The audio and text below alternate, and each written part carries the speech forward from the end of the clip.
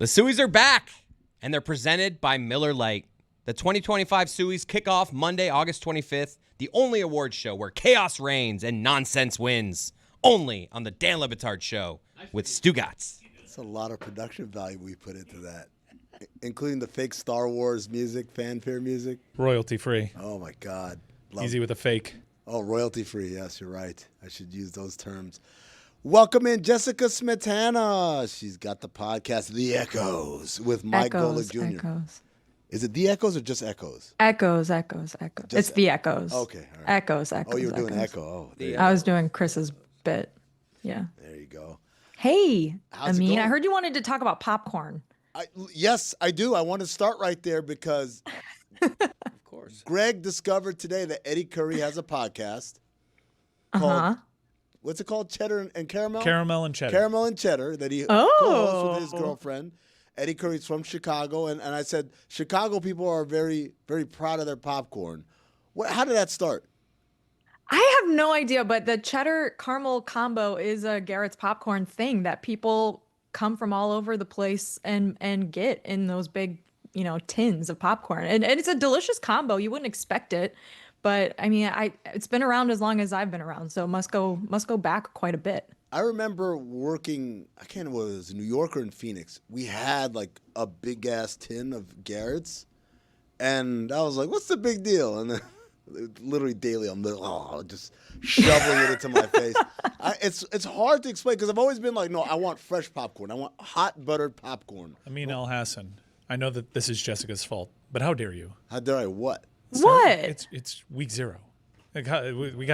We got bands in the stands. We got football. I don't think played. they're calling it week 0 anymore, though. They're trying to get away No, from they're it, but what not. is it? No, An it's still extended week week 0. 1? Yeah, it's like a long week 1. Why was it ever called week 0? Week 0's got branding, pal.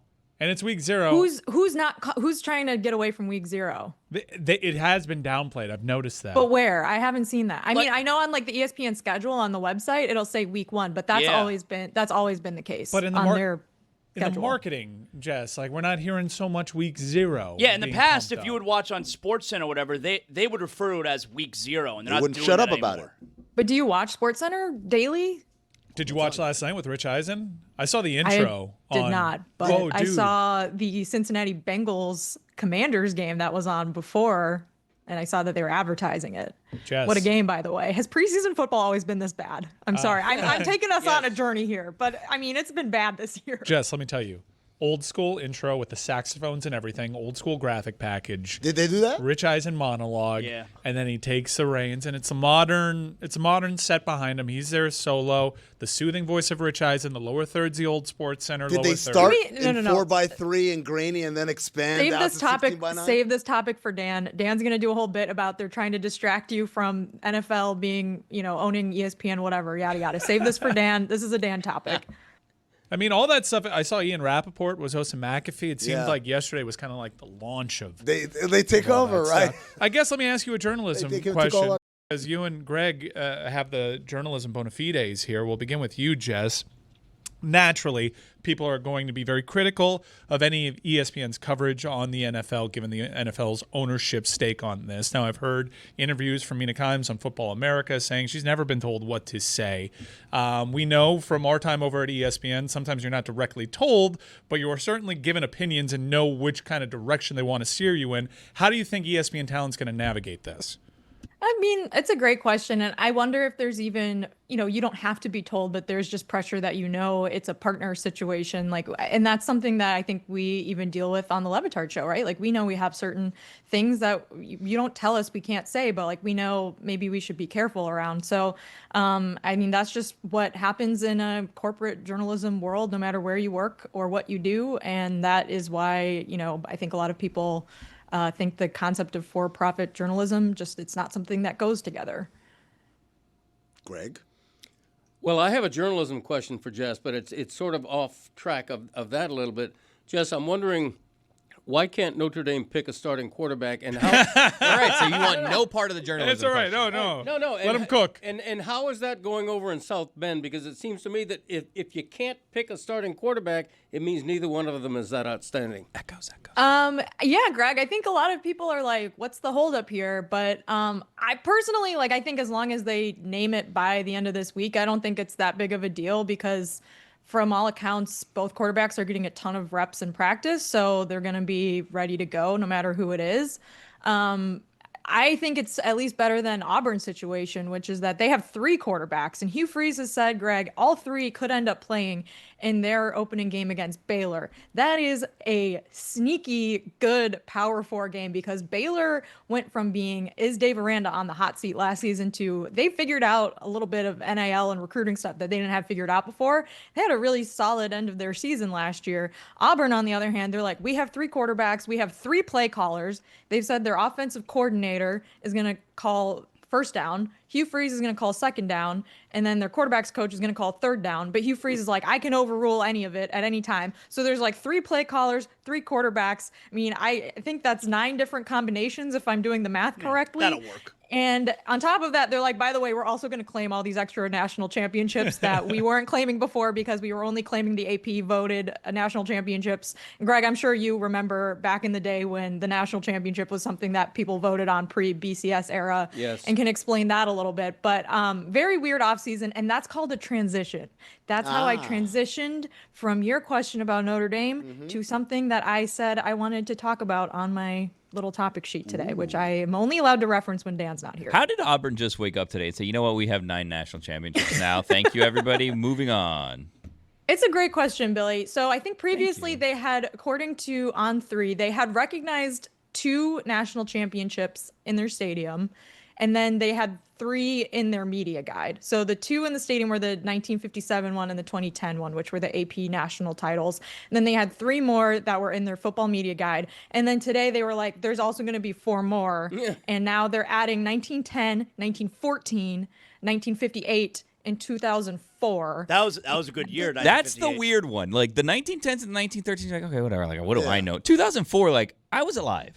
Yeah. I Right. know you didn't win the I national remember that. championship. Yeah. Well, that's my question. So, like, does it, I mean, I personally have no problem with schools claiming whatever national championships they want to claim, like Jeremy's alma mater. I don't give if you want to claim that. UCF, like, that's fine. Good for you guys. You can use it for marketing purposes and like reunion purposes. Like, Why that's, are you okay with that? You I can't don't just get- claim a national because it's- championship. You literally can in college football. But At that's least like- you yep. used to be able to. That's- It's harder now. UCF stuff, though. Like, if you're Auburn, you should be above just deciding, you know what, Well- I woke up today and I have now more national A championships. little more dignity. Billy, I think some people would definitely agree with that. But I think that, you know, the national championship has always been something that's been up for debate over the years. There was voting pre-bowl game, there was voting post-bowl game, there was split votes at points in history. So there are claimed national titles and there are unclaimed national titles. And I guess if you want to do it, like, I have no problem with it, but people are probably going to make fun of you, especially if you are Auburn. And I think that that's okay. I mean, if you weigh out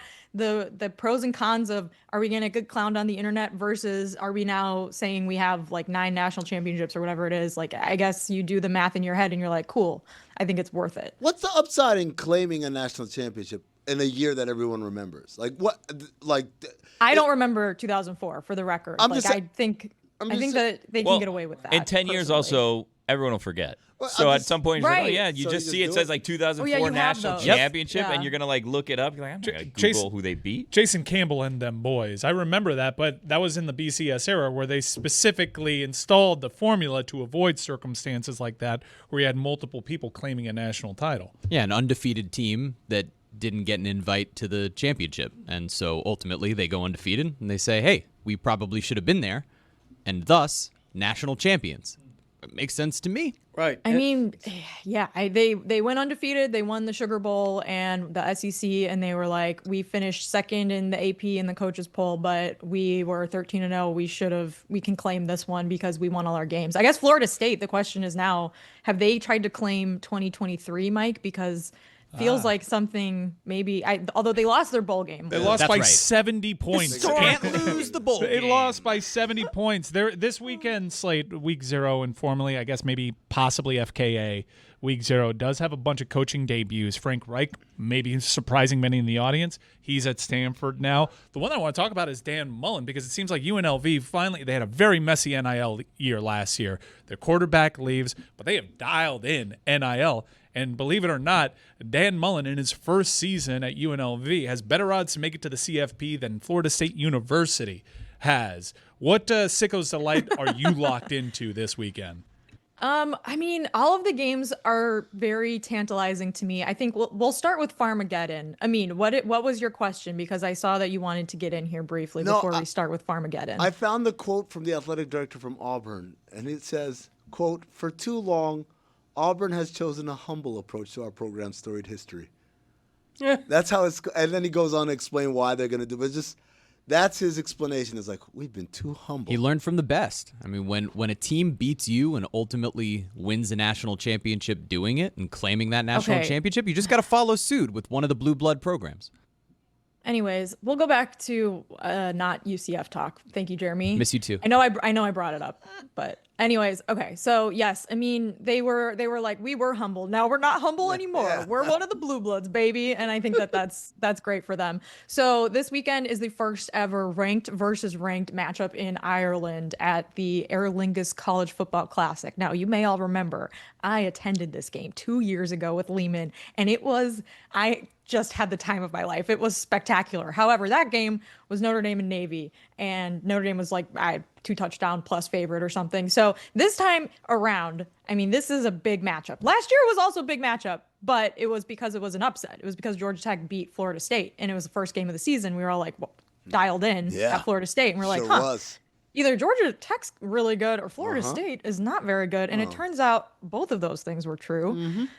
Georgia Tech should have beaten Georgia. I mean, and I will hold that know. against them for a long time. However, this weekend, Kansas State and Iowa State, both of these teams coming off of pretty solid seasons. Last year was Iowa State's first ever 11-win season. Their head coach, Matt Campbell, has done a really good job of raising the floor at Iowa State, but he's still like knocking against the season, or the ceiling, I guess, with, 10-win season, 11-win season. So are they going to make it to a Big 12 championship? Well, it would help if they won this weekend. So this game actually has pretty big conference implications, and both teams have returning quarterbacks that are going to be starting in this game that are coming back. Rocco Becht is playing for Iowa State, and Avery Johnson is playing for Kansas State. Avery Johnson's a really fun quarterback to watch because he's kind of crazy. He's like all over the place. He's an explosive runner and like really great at play action passing, but he's not super accurate as a passer. So I am very excited to see how that works out. Okay, yes, guys, I mean, clear out, because I fear we're having another Bryce Harper, Ron Harper situation. Is Avery Johnson related to the Avery Johnson? Not remotely. Okay. Is he white? Yeah. It's the same thing with Ron Harper. The white Ron Harper. If you're Avery Johnson and you're not Avery Johnson, you got to have a different name. But he could be a sneaky Heisman candidate. One of these Big 12 teams is going to make a run. I saw that Texas Tech has spent a lot of money. They just lost their USC running back. And I want to focus a little bit on USC, because USC, I don't know if you noticed this, Jess, but they have 32 commitments for the class of 2026. The reason for this is they operate in a state, California. There are some other states, too, where you can actually pay NIL to high schoolers before you actually have to present that to the clearinghouse. So far, I know Miami has attempted to submit NIL deals. I haven't heard of a single school that has had an NIL deal approved yet by Deloitte, who is overseeing the NIL clearinghouse. It seems as though they're kicking the can down the road. What do you make of USC kind of exploiting these rules and paying high schoolers directly? We're talking about juniors. We're talking about 16, 17-year-olds to get their commitment and get their NIL funded that way, so they're not subject to this new screwy way.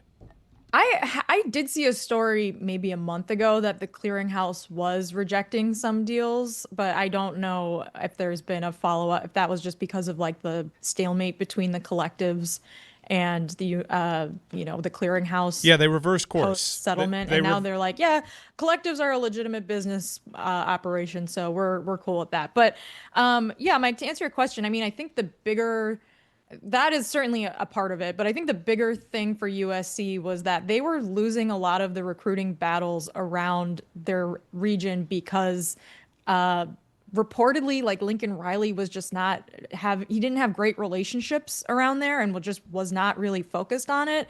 And so he was under a lot of scrutiny last season for that. And that's why they hired Notre Dame's, personnel GM guy, Chad Bowden, to come in and help with recruiting there. And they have definitely improved in that aspect. And I think that if nothing else, he's going to really help with the Southern California recruiting, because that was like what Pete Carroll, excelled at, and why they were such a powerhouse was because they got all of those 5-star guys around Southern California. They weren't leaving to go to Southeast schools or Notre Dame or Texas schools. So, I mean, I really think it's like USC just needs to take advantage of their regional, like you said, I mean, the laws certainly contribute to that, but I think they need to take advantage of their regional advantage there and just like focus on what made them great 20 years ago, with sprinkling in portal stuff and just having a better defense generally. Don't you hate when that happens, when you're trying to say something and use the same word twice, taking advantage of the regional advantage? Like, shit. Yes. I wish there was a better way to say that, but I just feel can't like think of it. I feel like Austin Powers every single time. allow myself. What do you to know introduce- about her whereabouts? Allow myself to introduce myself. Do you mean like saying if you're Avery Johnson and you're not Avery Johnson, you need a different name? You absolutely need you a have different to. name. Yeah, you can't have a famous name. Jess, this is in the same realm as Mike's line of thought, I think.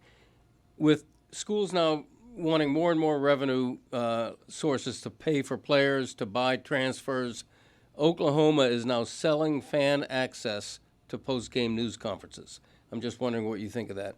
I hadn't seen that story. To selling fan access to like a press conference. Yeah, That's it's like $500 batty. or something. You get to sit in the back, and you don't get to ask questions, but you just. But why would you want to so be? boring. Loser. That's so boring. Yes. No, I that- remember when I was a young reporter, Greg, I was covering Notre Dame men's basketball, and Duke was in town, and I had to go to Mike Krzyzewski's press conference, and I had grown up watching men's basketball and was a huge basketball fan, and I was like, this is so cool. I'm going to see Coach K in person at a press conference and maybe even ask him a question. So I rolled up, I sat in the press conference, I listened to him talk for like 15 minutes, and I was like, wow, these are really, really boring. Right. The game is so much more exciting than this. I mean, if I were a fan, I would probably want to just pay extra to have closer seats. But I guess any advantage you can get in selling access. I think guess people are going to buy the access. I think people are going to be into Losers. doing You it. think It the has- losers are going to do No, it? no, the first game has sold out. Yeah. like Losers. the fan It's not a access surprise. to the opener, and it's like it's a weird amount. It's like $679 or something like that. But I'll just watch it on YouTube. Yeah, like Well, there's true, yeah. absolutely no advantage to being in that room. It's usually hot in there. A disadvantage, honestly. Yeah, it's super crowded. Also, if you lose, it's like really depressing. Like you rarely get to see a Brian Kelly fist slam on the table. Like you rarely get a moment in a press conference Right. where you're like, wow, that was pretty, Like Dennis pretty Green. intense. Jessica, your first press conference. I'm imagining you wore a beret and you had like a folder and stuff, and it was with those color coded tabs, and you were there ready to take like furious notes, and everyone else was looking at you like you're crazy. It reminds me of during the playoffs I went to Pacers Knicks, and Greg Doyle. Oh, yeah. Was there, and he was asking like very kind of pointed questions at Pascal Siakam about why didn't you guys bring it today or whatever? How it's the playoffs? How couldn't you not? And every time he asked a question, and then Pascal Siakam would start answering, Greg Doyle would start feverishly typing on his laptop that was from like 2007, and it sounded exactly like this. It was so loud I could not hear what Pascal was saying. I was just like, "What's happening here?" There's no way he's actually transcribing what's being said. Yeah, that's super annoying. That goes on today. You know, you're at a Eric Spoelstra post-game press You conference. hear and- Ira clacking away. Yes, yeah, Always. yeah. Always. Am I right? Ira is a 100% big offender correct. of this. Yeah. Yes. I wasn't going to mention him, but you know. But once the name got brought up. Yeah, Jeremy mean- said it in my ear. I can't think of like a more boring. I guess if you're just like a regular fan and you don't have a lot of access to the football program, like being in the same room as like Brent Venables maybe is something you can brag about to people or think is cool. But I just find press conferences to be a very dry venue.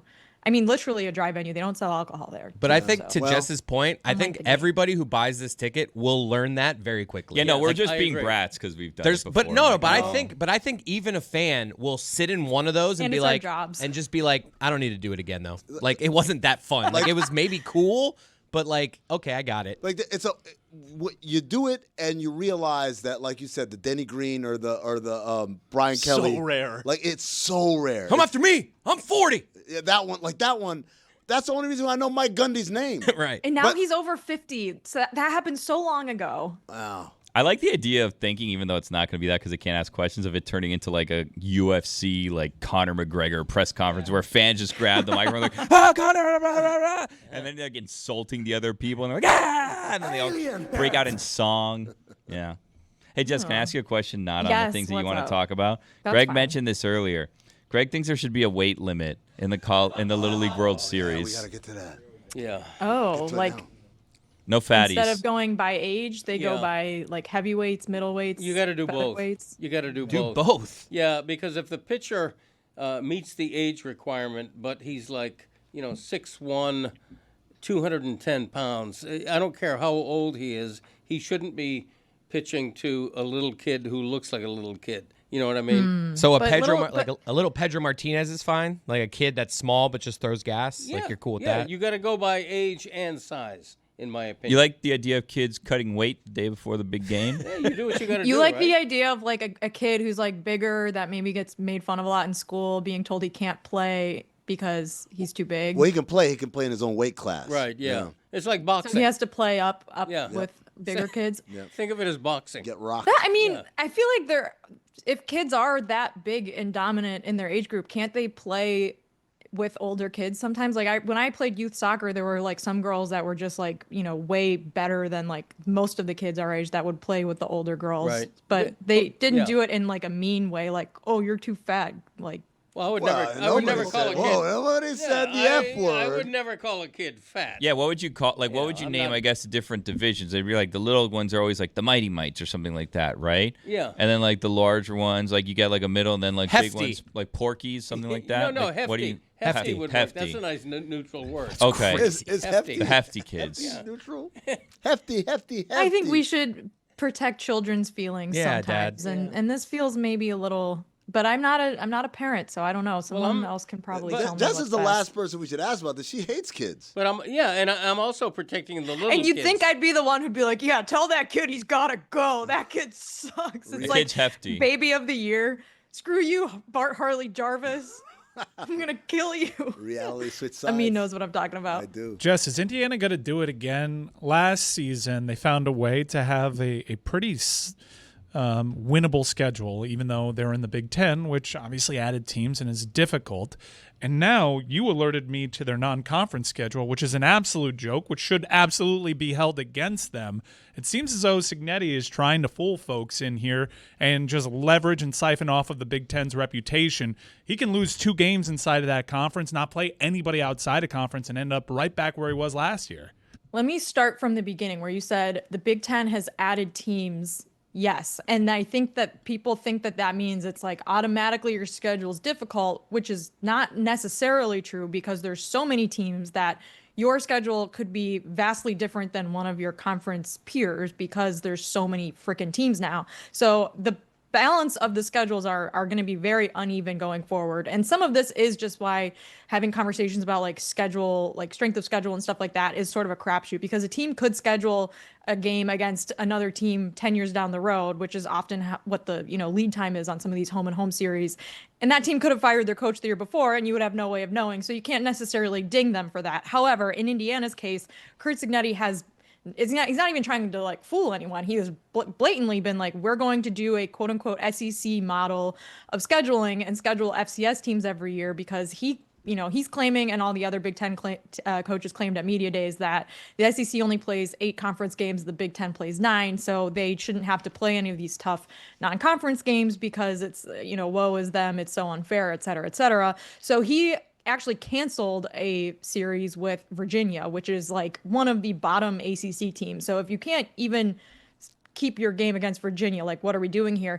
But over the next 5 seasons, Mike, did you look at what their non-conference schedule is, because next year, or this year, it's Old Dominion, Kennesaw State, who just moved up to FBS, Indiana State, FCS. Next year, it's Colorado State, Howard, Western Kentucky. The year after that, Kennesaw State, Indiana State, UMass. And then 2028, Austin P, Eastern Michigan, Miami of Ohio. And then in 2029, they have Ball State, Eastern Illinois, and Western Kentucky. That's bad. So no Power 4 teams, barely a group of 6 thrown in there, like an elite group of 6 thrown in there. I mean, Western Kentucky and Colorado State have been decent over the last few years, but like these are all games that Indiana, I mean, I don't even want to say Indiana should win, because historically they wouldn't automatically win these games. It's just in the last year that the opinion of them has sort of changed a little bit, with Signetti being able to just recruit talent at a higher level. But anywho, it is sort of an abomination, because I think in their minds, like, he wants to keep his job. I get that. But in their minds, yeah, it's like you drop a game to Ohio State or Michigan in the regular season, or Penn State or Illinois, but you still have these 3 wins under your belt going into conference play. You don't need to do too much to get that, at-large bid into the playoff, especially if your conference commissioner is now saying, what if we expanded to 24 or 28 teams in the playoffs? What if we had 7 auto bids for the college football playoff for the Big Ten? Like, it just is really, really lame, I think, and not fun to watch. Jessica, Jeremy wasn't in yesterday, so he had a bunch of observations about yesterday's show that he want to go through. I want you to audit yesterday's show alongside him, if you will. I will. So it's in the form of a top 5. OLI, Chris's transition to the Jack Pocket line read yesterday was fabulous. Incredible job. Once I learned what Jack Pocket was, I'm all in. Number 5. I think you were in before you knew what it was, just based on the name. Perhaps. Tony's crash out might be the moment of the year on this show. And that's number 5 from yesterday? That's number 5, because we got into it. It's an observation. Yeah. I don't know how much deeper we need to. Got you. But it was incredible. An amazing moment. Jess, did you see the crash out by Tony? I did watch like the first 40 minutes of yesterday's show, and I had no idea what was going on. I don't know anything about MMA, but it was funny to watch Tony crash out. So I will in Little Havana. 2-time cancer survivor calling that the worst night of his life was truly remarkable. Thanks, Mark. Number 4, we had that whole Dylan Gabriel conversation without like any context being applied to his quote. Dylan! UCF defender coming in, Jeremy. Oh, look, I agree with you, because I did see that. Has he said it before? He claims it. Is there proof? I've never seen I don't know about that, but I did send you yesterday during that conversation, Chris, the actual question that was asked of him. And the reporter asked, you gave us some fabulous wisdom on how you tune out the noise and don't let it infiltrate yourself. Will you share that with everybody at home? So clearly he had just shared that line earlier in the week with the reporter, who then specifically asked him for it. And when it was clipped for the internet, nobody put the question that was there. Nobody provided the context. And then neither did we multiple days later. So I just felt like we left the kid hung out to dry. And I'm not a huge Dylan Gabriel guy, but that's a lot. You are a huge Dylan Gabriel guy. I was in 2019. Also, I will refer you back to my top 5 list from earlier. Things people pretend to care about. When someone on this show says something funny that might also have a factual error. Yeah, I'm the one guy that cares, which is why nobody likes me here. Number 3, the way we talked about the way we talked about the streaming wars was pretty privileged. That's why people also don't like me. We just talked about it like, well, I can afford it. I have all of them. It's just annoying. How about all of the people who just want access to their sports but can't afford to have all of these different streaming services? But then this is where I'll push back on you. So you're back to where life was like 15 years ago? That would have been great. But I'm just saying, like, all that's happening now is, yes, there are haves and have-nots. The have-nots don't have as many streaming options, but they still going to get some of the games because they have some of these options. You'd like to think that the advancement of technology would actually be a benefit for society, but it's only a benefit for the billionaires. Where do you live? We have Robot Olympics now. Yeah, how about that? Number 2. Yeah, I mean, Jeremy, I think to butt in for a second, it's like things were never free before, but you also couldn't watch every single out-of-market game. So I kind of get why I have to pay extra for that now. Like, if I want to watch Steelers games, but I live in Florida, I get why they charge me for that. I agree that it sucks as a consumer, but when has big business ever cared about consumer output? All right, good conversation. We brought up the consumers. I'm just happy that we did that, not just through our own lens. Number 2, we talked about nicknames in sports. We're always viewing this through the prism of consumers that are spending too much. I don't understand. Congratulations on fighting for the smaller guy as opposed to the medium guy. Also, we're always doing this through our own lens. You talk about Dylan Gabriel in a positive way. Like, what other lens are you using right there? Journalism. Number 2. This is making me have to go to the bathroom. Chris, please. Thank you. That was so annoying. Midstream. You ever stop midstream? You got to do the Austin Good for your Powers. pelvis. I thought he was talking about me speaking. Pelvic strength. Number 2, you guys talked about basketball nicknames yesterday, and oh man, that is very distracting. And the fact that there aren't very many good ones, so I have a mini top 5 within the top 5. Top 5 baseball nicknames. Inception. No, I like this. Give it to me. Number 5, The Dark Knight for Matt Harvey. Technically hasn't retired yet. Number 4, El Mago for Javier Baez. That's a good one. Number 3, for Vinny Pasquantino, the Pasquatch. I don't like that one. Number 2, for Jostinsson, and I forget his last name, a minor league player, but Jostinsson is spelt with like 8,000 letters. It's the password. And number 1, Cal Raleigh, the big dumper. Where's Dick Mountain on that list? And then number 1, we talked about posters. Another mini top 5 posters that I had on my childhood bedroom. OLI, the Abbey Road album. Nice. OLI, the Sgt. Pepper's album. Wow, look at that. OLI, the Yellow Submarine album. Number 5, a poster of all the Beatles albums. Number 4, John Lennon, Imagine. Oh, my God. Number 3, a poster that I purchased that was a picture of myself playing in my first 10 and under travel baseball tournament Christ, at man. Walt Disney World. How much did you The weigh? Wide World of Sports. Tell me you didn't have a roommate. Oh, this is childhood. Oh, okay. Number 2, the 1998 home run chase, where Mark McGwire was the center cut of it, and then Sammy Sosa and Ken Griffey Jr. were in the corners. Cheaters! And number 1, Not Kenny. the Joker. Why so serious? Because The Dark Knight is far superior to The Dark Knight Rises. No, it's not. Jess, you're with me, right? Dark Knight Rises is a better movie. Has Heinz Ward in it. Has Heinz Ward. I mean, I think that if you took out the entire middle hour of The Dark Knight Rises, where he's just like trying and failing repeatedly to get out of that like hole in the desert, the movie would still be okay. It's But character yes, development. it's just a long sequence. But anyways, yes, I mean, they're both fantastic. And Dark Knight filmed in Chicago. Dark Knight Rises in Pittsburgh. It's like if Christopher Nolan took my brain and was like, what do we do? Let's make these movies weird. Maybe you did the Inception to him. That's true. Do you guys want to talk about Hawaii and Stanford before I leave? Yes, Mike, please. Timmy Chang and them boys. Chasing, that's the Hawaii game. Frank Reich versus except Timmy Chang. Except it's at 7:30 Wait, Eastern. hold on. Is it the Frank Reich, or is it just another situation where it's a guy named the Wait, same name as let me someone famous? explain. Let me explain. Amin, do you know what happened at Stanford this offseason to their football program? No, what happened? Their head coach was he resigned in the spring / was told to resign because a story came out in ESPN that he was bullying and belittling to his female colleagues, and just in general not great, not up to the standard. So random coaching search had to happen in like April this year. Oh, Do you know wow. who the GM of the Stanford Cardinal football program is? I'm going to guess it's someone who wishes people a happy June. It is Andrew Luck. Yeah. And he brought in Frank Reich to be the interim head coach for this season. And so interim coach in college football, is that a thing that happens very often for a full season? No, because how do you recruit players to come play for your program if you're like, by the way, I'm not going to be here in a year and I have no idea who is. Yeah. So they're already sort of starting on their back foot, I guess, for this season, because that was a thing that I don't think anyone expected to happen in the offseason. So Frank Reich is the interim head coach. Their quarterback from last year transferred to Auburn. He's one of the 3 Auburn quarterbacks that might play in the opener.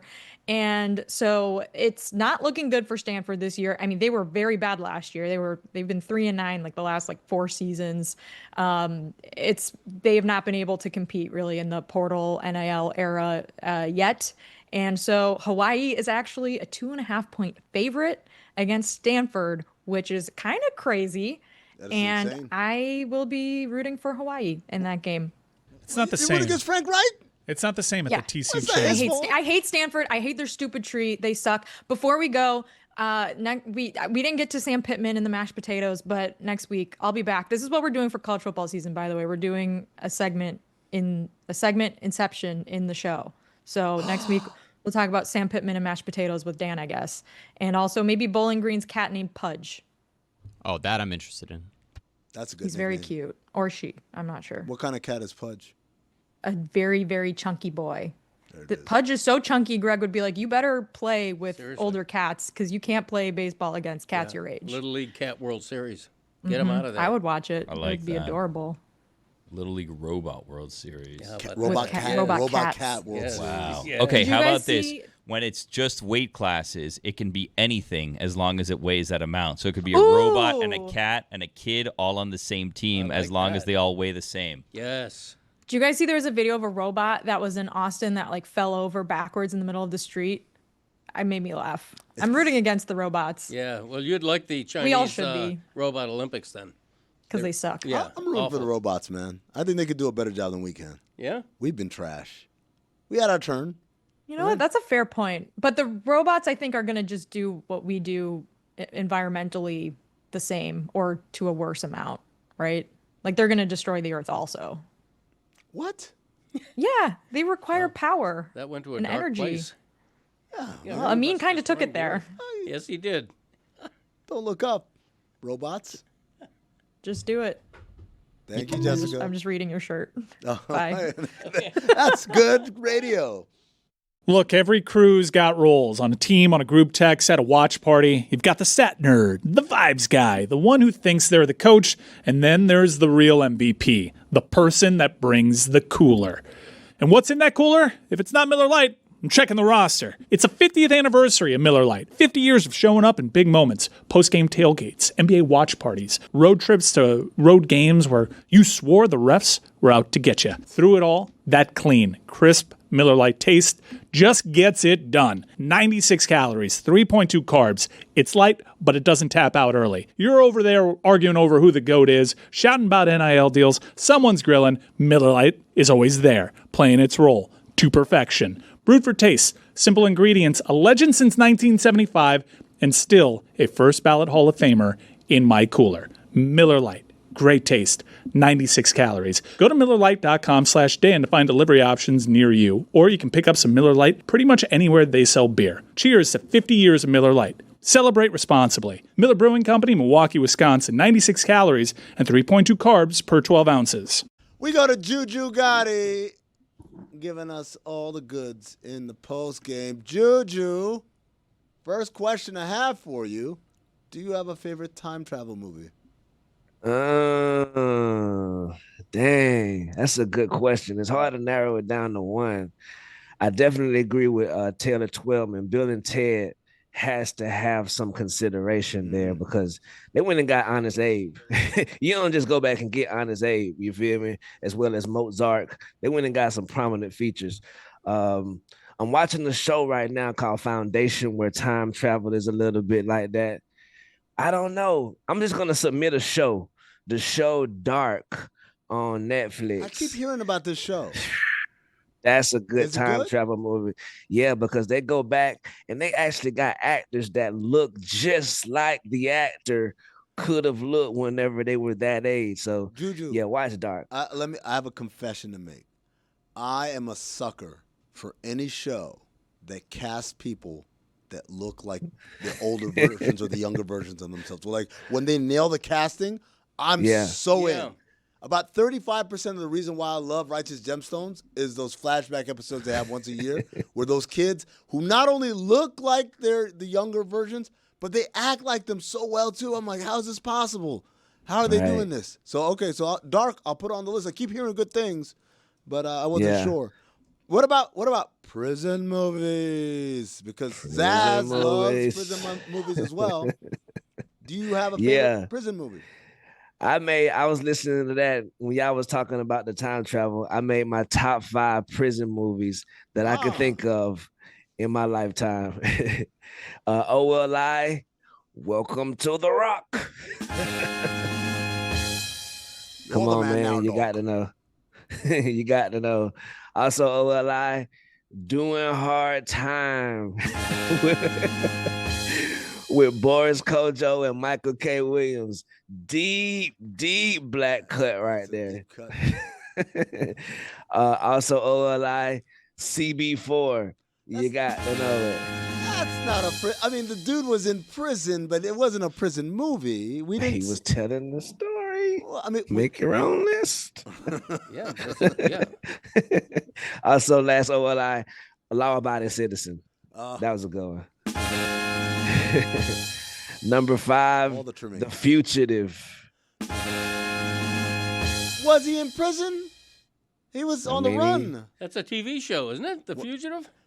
Greg, you know, Greg, you no know way. the movie. Come on now. The movie itself is a super old reference. Okay. To date it back to the source material, that is Harrison just petrified. Ford? Come on. I'd be surprised if my dad could name 3 prison movies. I can name 2.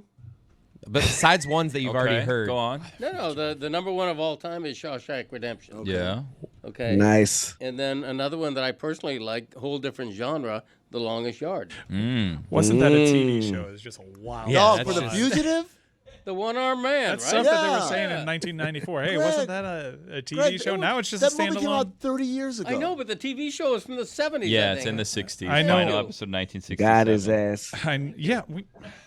It's just a dated. It's The One-Armed Man. The One-Armed Man. All right, we got to make our own list, as Juju said. But wasn't the whole point of that movie to not be in jail? It's like hold on. It's I'm stuck with Greg here. It's like saying Scarface and you're like, oh yeah, with Edward G. Robinson. Like, yeah, I mean, yeah, but like most people hear Scarface, they think of the 1980s one, not the one from 1930 something. Okay, but if you come out with a movie called The Twilight Zone, I'm sorry, but it emanates from The Twilight Zone with Rod Serling. Juju, put it on the poll for tomorrow. What's more famous, The Fugitive TV show or The Fugitive the movie? Oh, I would love to see the result of that poll. I love you. I'm The a- shit talk from Greg Cody. I'm a stuff You the don't know ballot your box. audience. I do. That's right. Most of Let's them will go. know the TV show. TV show. When The you hear Fugitive. Ocean's 11, who do you think of? I don't know. Frankie? Who?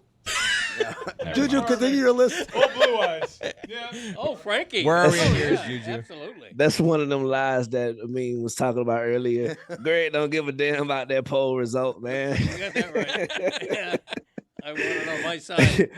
But I do agree with y'all now that I think about it. Yeah, the whole point was to stay out of prison in the future. So yeah, mulligan for that one. Number 4, Con Air. Prison Come in the on, Sky man. counts. They started sir. in prison and they were being transported to another prison. So technically, yes, I'm going to allow it. That plane was a prison that got overtaken. I like it. Number 3, The Shawshank Redemption. Ah. That was a book, you know, Greg. That's like, why did you say, oh, the book? The Stephen King book? Number 2, Vatos Locos Forever. Blood in, blood out. Come on, man. I used to watch that like every day at a certain point in my life. Was it Edward James Olmos or who was in that? Yeah, everybody was in it too. Like more people than you think. Yeah. And the number 1 movie, of course, Life. Eddie Murphy, I See You. Martin Lawrence, let's get it. I was an all-star cast as well. Hell yeah, man. Also earlier, David Sampson was talking about the movie Freaky Tales. He gave a spoiler alert, but that spoiler isn't necessarily gonna ruin it for you. Okay. You feel me? Good. All right. I think you should still check it out. It's a great story. I watched it on the plane. I mean, if you're going on the plane back, I am. that's a movie you watch on the plane. I gotta. You feel me? I will do that, but first I have to finish Peacemaker season 1 because season 2 drops tomorrow, and I'm very excited. What Juju, a coinky thing. I did that yesterday. there you go. Caught up. Hell of a show, right? Uh-huh. Yeah. What are the polls we got to update, Juju? Yes, sir. Let me get this poll. While I'm getting to the polls, thank you for your service, John Wall. The John Wall has retired from the game of basketball. Salute. He just announced it. Did he ever do Big Three? He never did Big Three, did he? Look I at think Chris. he was around. Chris is doing I'm not John Wall sure. dance. No, I just saw Juju do it. Is that John Wall's like he That did was that? the My John bad. Wall dance. Okay, yeah. Wall. John Wall. Right. He was a good Dougie-er, as they say. But yeah, him and I'm not sure if he was in the Big Three, but Zaz keeps slandering the Big Three. We can't have that the Big Three slander. Yeah. Them boys trying the best. That's what I And I saw. think the excitement is worth it. You know what I'm saying? Like Lance and Mike Beasley, they excited.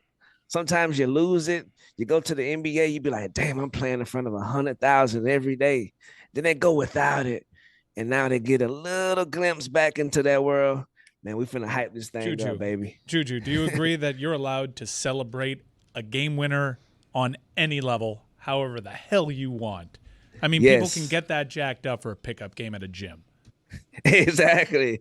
The only game winning celebration that I don't like, and I hate because my boy used to do it, D Wade. I hate when the player be like, "This my shit. This my shit." Yeah. It's like this. The whole team got us to the fourth quarter for it to be this close, brother or sister. My house. Right. Peter Warwick used to do that shit. I believed it. Oh Lord. The poll we have from today: best cream cheese, block or whipped? And 67% of the audience said whipped. Wow, crazy. People don't get it. I'm the voice of the voiceless. We don't have a lot of Jews in this audience, apparently. I'm right here, baby. I got you. We got two right there. Yes, sir. And earlier, the last thing before we get out of here, you mentioned that you was at the Pacers Knicks game in the playoffs, which just reminded me, bro, how crazy that Halliburton shot was, bro. I still can't believe he hit that shot. What a great game. What a great series. I wish I was at that game. I was at the one where they got blown out. Game 5. Damn. Yeah, but that was a great game and a great series, and I'm excited for basketball to come back. Thank you, Juju.